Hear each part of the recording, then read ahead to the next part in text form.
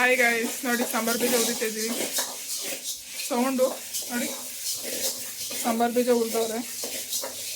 ಅದಕ್ಕೆ ಕಾಳು, ಹೆಸರು ಕಾಳು ಸೌಂಡು ಬರೀ ಇದ್ರದ್ದೇ ಕೇಳಿಸ್ತೈತೆ ಅಂತ ಅನ್ಸುತ್ತೆ ನಿಮಗೆ.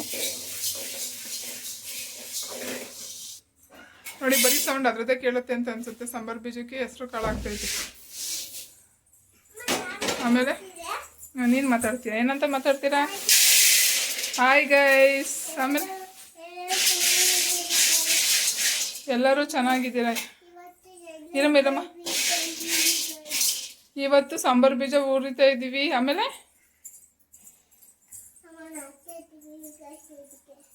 ಅದು ಕುರ್ದುರ್ದು ಹಾಕ್ತಾ ಇದ್ದೀವಿ ಗೈಸ್. ನೋಡಮ್ಮ ಹೆಂಗೆ ಹೇಳ್ತಾವಳೆ. ಓಕೆ ನೋಡಿ ಅಮ್ಮ, ಇದು 3 kg ಸಾಂಬಾರು ಬೀಜ ಐತಲ್ಲ, ಆ 3 kg ಸಾಂಬಾರು ಬೀಜಕ್ಕೆ ಇದು ಎಷ್ಟು ಉರ್ದಮ್ಮ?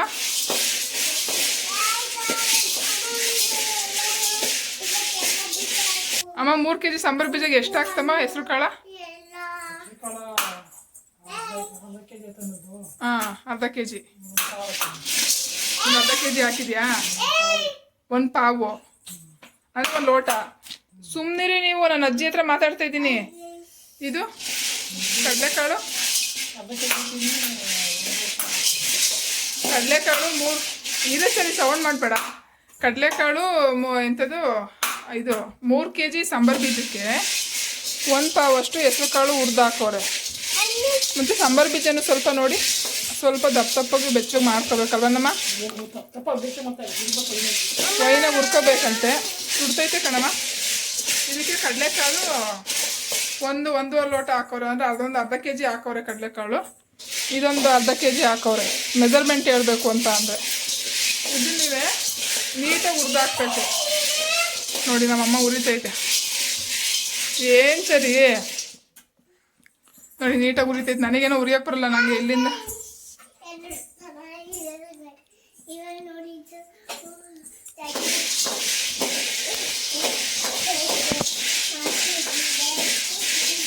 ಅದು ಸೌಂಡಲ್ಲಿ ಏನು ಕೇಳ್ತಾ ಇಲ್ಲ ಗೈಸ್. ಆ ಸೌಂಡಲ್ಲಿ ನೀವು ಸಾಕು ಮಾತಾಡಾಯ್ತಾ ಗೈಸ್ ನಿಮ್ಮದು? ಹಾಂ, ಎಲ್ಲರದು ಊಟ ಆಯ್ತಾ ಗೈಸ್? ಆಮೇಲೆ ಏನು ಮಾಡ್ತಾಯಿದ್ದೀರಾ ಗೈಸ್? ಆಮೇಲೆ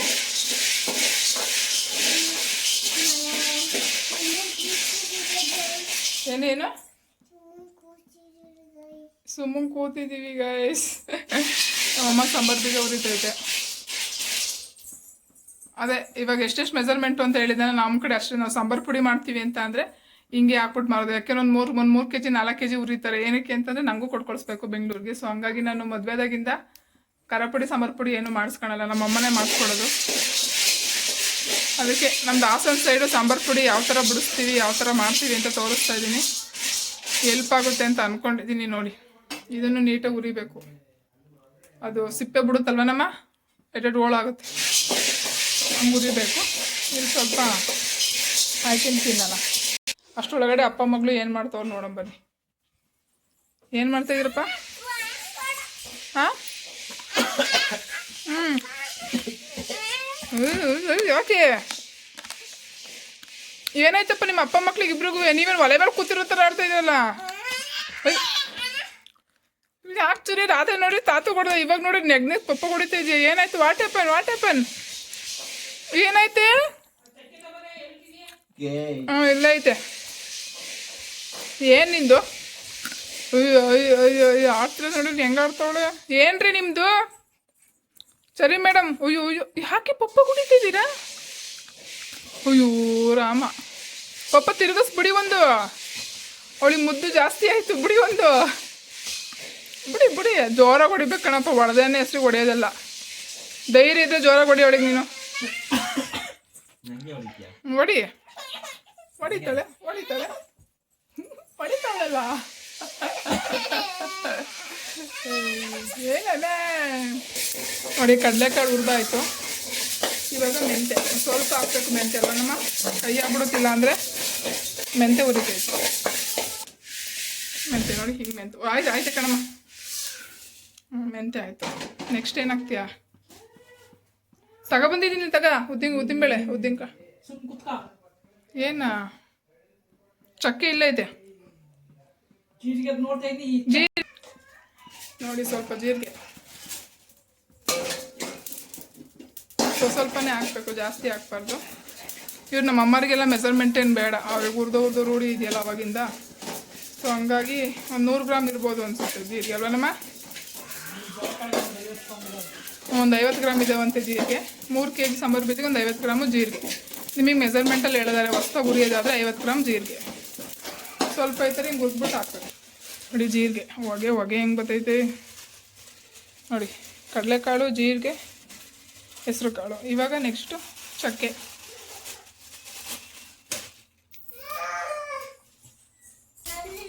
ಇವಾಗ ನೋಡಿದರೆ ಉದ್ದಿನಬೇಳೆ ಆಗ್ತೈತೆ ಗೈಸ್.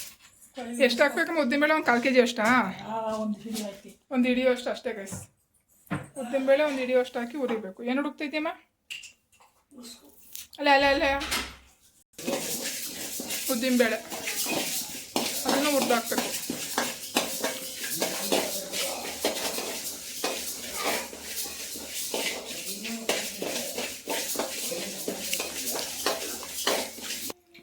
ಉದ್ದಿನಬೇಳೆನೂ ಹುರಿದಾಯ್ತು. ನೆಕ್ಸ್ಟ್ ಏನಾಗ್ತೀಯಮ್ಮ? ಇನ್ನೂ ಇದ್ದಾವೆ ಚಕ್ಕೆ. 3 kg ಸಾಂಬಾರು ಬೀಜ ಇರೋದು.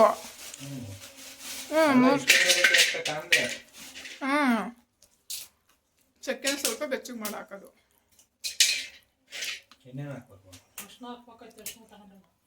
ಅರ್ಶಿನ ಇಲ್ವಾ?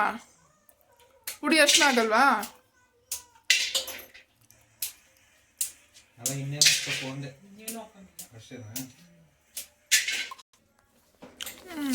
ಚಕ್ಕೆನ ಹುರಿದಾಯ್ತು. ಎಲ್ಲ ರೆಡಿ ಆಯಿತು ಸಾಂಬಾರು ಬೀಜ. ಇನ್ನೇನಾದರೂ ಮಿಲ್ಲಿಗೆ ಹಾಕಿಸ್ಬೇಕು ಸಂಜೆ. ಇದರೊಳಗೆ ಇನ್ನೇನು ಹಾಕೋದಿಲ್ಲವ ನಮ್ಮ? ಏನು ಹಾಕ್ಬೇಕು? ಕಡಲೆ ಅಲ್ಲ, ಕಡಲೆಕಾಳು ಹುಡ್ತಿದ್ಯಲ್ಲ. ಆದರೂ ಒಂದು ಹಿಡಿಯೋಷ್ಟು ಕಡಲೆ, ಆಮೇಲೆ ಅಷ್ಟು ಕುಂಬ ಹಾಕ್ಬಿಟ್ಟು ಬಿಡಿಸ್ತಾ ಇರೋದೆ. ಸಂಜೆ ಮಿಲ್ ಮಾಡಿಸ್ಕೊಬರೋದೆ ನಾವು ಅಪ್ಪ.